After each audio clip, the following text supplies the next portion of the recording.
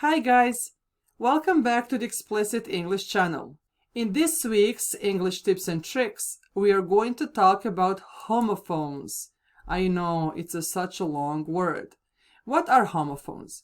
Homophones are words that have the same pronunciation, however, they have different meaning and different spelling.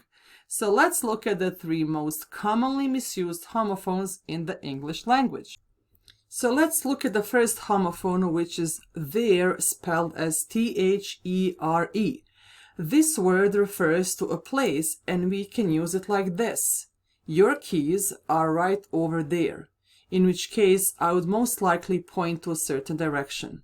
The word there, which is spelled as T-H-E-I-R, stands for a possessive pronoun. Possessive pronouns, as you probably know, show, as the word itself indicates, certain form of a possession or ownership. So when we say there and we spell it as T-H-E-I-R, we mean that a certain or group of people has ownership over something. So we can use it as in this example. Their house is gorgeous.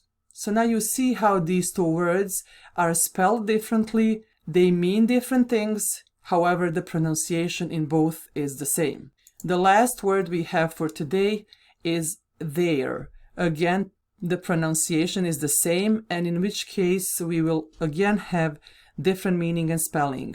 So here we're using a contraction of two words, they are.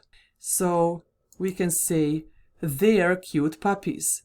So all of these words have the same pronunciation, but they mean different things and they're spelled different ways. If you guys benefited from this video, please don't forget to share and subscribe. And also you can check out our other videos that we have here at the Explicit English channel. And until next time, thanks for watching.